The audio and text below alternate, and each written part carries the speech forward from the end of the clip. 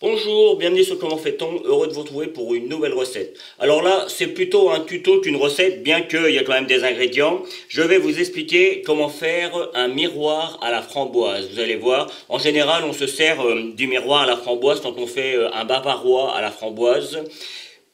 Après, on peut l'utiliser pour faire des glaçages sur d'autres gâteaux, hein.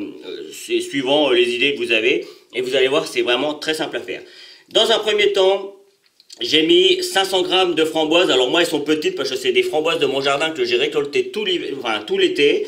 Et je les ai congelées évidemment, hein, parce que sinon ça aurait été compliqué de les garder aussi longtemps. Mais ça pose aucun problème, hein. D'ailleurs, vous pouvez acheter des framboises congelées dans le commerce, ça marchera très bien. Je vais rajouter mes 10 centilitres d'eau et je vais mettre à chauffer. Dans un premier temps, je rajouterai le sucre quand ça va commencer à fondre un petit peu. Vous allez voir, ça va réduire, tout va devenir, ça va devenir un petit peu en eau, et à partir de là, je rajouterai mon sucre. Comme vous pouvez le voir, ça fait 3-4 minutes que j'ai mis à cuire. L'eau a fait son effet, les framboises ont rendu un petit peu de leur jus, c'est exactement ce que l'on cherche, hein. On va pouvoir ajouter les 80 grammes de sucre. Alors, suivant ce que vous faites, vous pouvez rajouter un petit peu moins de sucre, hein. Vous pourriez même le faire, enfin si, il faut quand même un petit peu de sucre pour qu'on ait quelque chose d'un petit peu caramélisé, un petit peu, faut que ça fasse un petit sirop, mais au lieu de 80 grammes, si vous voulez quelque chose d'un petit peu moins sucré, vous pouvez en mettre que 50. Si en revanche, sous le gâteau, vous avez quelque chose d'un petit peu plus acide et que vous voulez quelque chose d'un petit peu plus sucré, vous pouvez monter jusqu'à 100 grammes. 100 grammes, hein, pas plus. Là, moi, j'en ai mis 80 et c'est déjà très bien. Là, moi, je vais m'en servir pour faire un bavarois framboise classique. Et c'est d'ailleurs avec celui-là que je vous montrerai comment glacer le gâteau. Je vous ferai un exemple, hein, bien évidemment. Alors, vous allez peut-être voir, si vous regardez un petit peu, vous allez voir 3-4 fraises que j'ai mis. Je veux dire, ça change rien à la recette, hein, c'est juste que j'avais 3-4 fraises dans mon jardin, donc je les ai rajoutées dans mon coulis pour éviter de les perdre, mais vous basez sur les 500 grammes de framboises et ça marchera très bien. Là, moi, c'est juste histoire de ne pas les perdre, et puis en plus, ça donne un bon petit goût. Alors, si vous avez 3-4 fraises en rab, si vous en avez encore, hein, eh bien, mettez-les, n'hésitez pas. Sinon, vous basez sur la recette que je vous donne. La préparation arrive à ébullition. À partir de là, on mélange bien comme il faut pendant 5 bonnes minutes. Enfin, on mélange, on laisse cuire tout en mélangeant. Voilà, c'est comme ça que c'est ce que je voulais dire. Et là, le but, c'est vraiment de réduire en bouillie les framboises. Donc c'est parti, 5 minutes, 5 bonnes minutes, hein. On reste devant surtout. Et puis en plus, le sucre va commencer à confire un petit peu, donc ça va commencer à faire un petit sirop. Donc là, c'est parti pour 5 minutes et on reste devant bien comme il faut. Les 5 minutes sont passées. Comme vous pouvez le constater, quasiment tout est fondu. Vous voyez, on ne voit plus que les pépins des framboises. Alors c'est toujours embêtant parce que les framboises c'est rempli de pépins, donc vous allez voir, on va passer ça après dans un chinois. Je vais vous expliquer ça juste après. Moi, par précaution, j'aime bien faire ça, je donne un petit, avec un mixeur à soupe, je donne un petit coup pour être sûr que tout est bien mixé. Mais je donne juste un petit coup, hein. Je ne veux pas non plus broyer les pépins de framboise, parce que ça ne serait pas joli sur la présentation. Donc juste ça. Hop, voilà. On va pouvoir éteindre. Alors juste ce que je n'ai pas dit tout à l'heure, enfin juste avant, c'est que quand on laisse cuire pendant 5 minutes, c'est évidemment sur feu doux, hein. Moi ça me paraît évident, mais je préfère le dire. Donc sur feu doux, parce que si on met ça sur un feu trop vif, ça va cuire trop vite et après on risque d'aller, alors on n'irait pas sur du caramel, mais ce serait vraiment trop sirupeux et c'est pas du tout ce qu'on recherche. Donc hop, je me décale un tout petit peu, je fais tout en direct, voilà.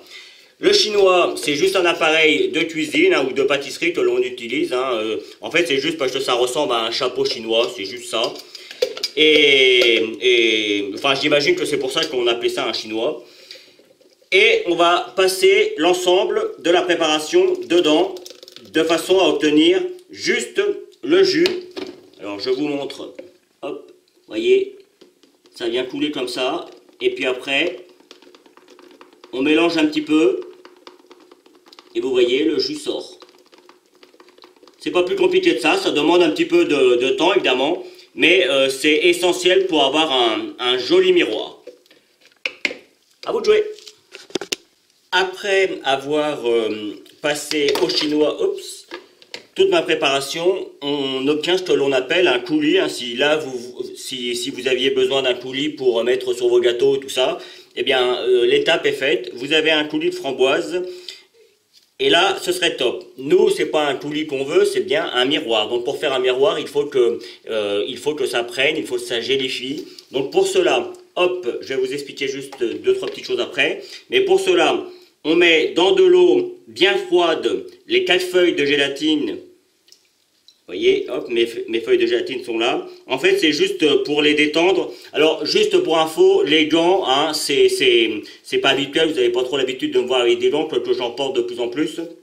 C'est juste parce que j'ai fait de la peinture récemment et vous savez, la peinture, ça a tendance à tenir assez facilement, bien qu'en nettoyant et en brossant, ça a toujours tendance à tenir. Donc voilà pourquoi j'ai mis des gants. C'est juste une précaution de plus pour l'hygiène. Donc, je reviens sur ma gélatine. On la laisse bien tremper de façon à ce qu'elle se détende bien comme il faut. On fera réchauffer un petit peu notre préparation juste avant de rajouter la gélatine, de façon à ce que la gélatine fonde correctement dans notre préparation. Sachez que j'ai obtenu 350 grammes de coulis sur le coup, donc on aura 350 grammes environ, donc 35 centilitres pour faire un miroir. Hein. Donc là, vous avez largement pour faire 2 gâteaux de 8 personnes.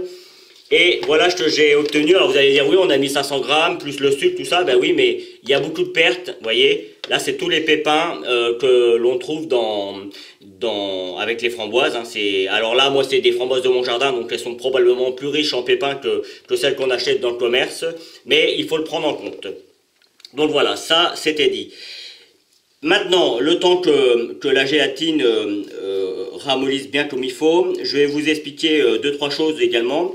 Moi, je vais m'en servir pour faire un miroir, un classique, mais bien évidemment, vous pourriez mettre ça sur une petite plaque avec un papier de cuisson et puis ou un papier film. Et vous faites une petite épaisseur et puis après, vous pouvez découper des petits morceaux pour poser ça directement sur vos gâteaux. Ça marchera aussi très bien. Vous les mettez au congélateur un petit peu. Vous faites vos découpes avant, hein, c'est important. Une fois que c'est bien gélatineux, vous commencez à faire vos découpes et de cette manière, vous pouvez avoir la forme que vous souhaitez et vous pouvez en avoir régulièrement. Sachez également que, évidemment, comme c'est une préparation gélifiée, elle va prendre, elle peut se congeler, comme je viens de le dire, et vous pouvez vous en servir.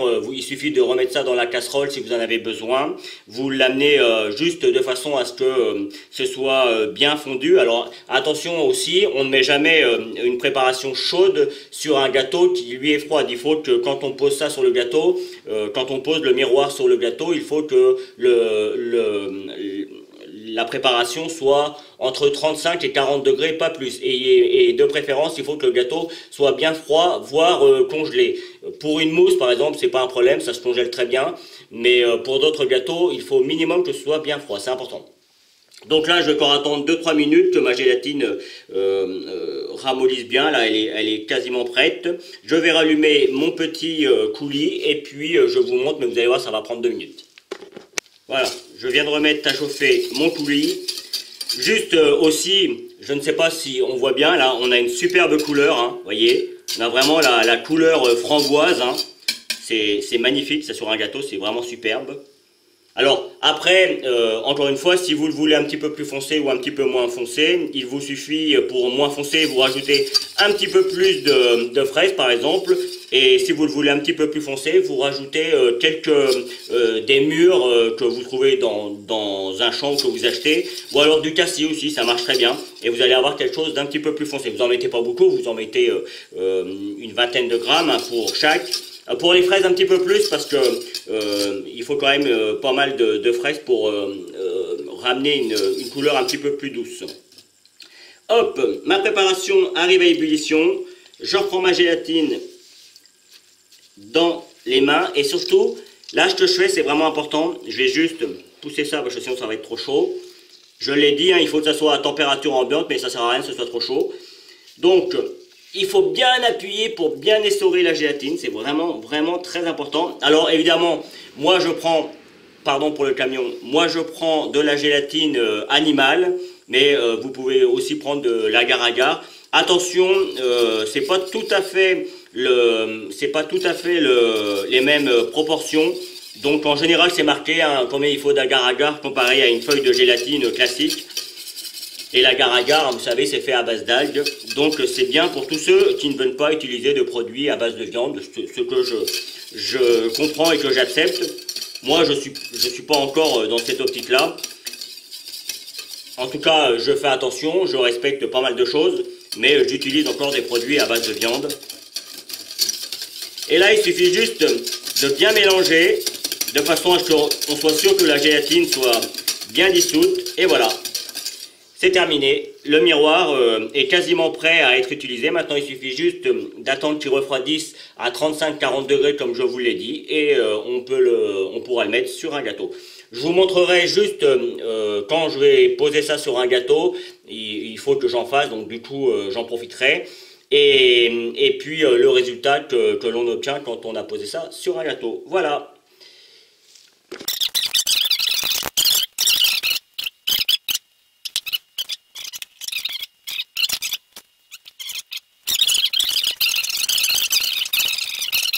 La vidéo va se terminer sur cette image. Comme vous pouvez le constater, j'ai fait un petit gâteau à la mousse framboise et j'ai fait un glaçage sur le dessus avec un miroir framboise également.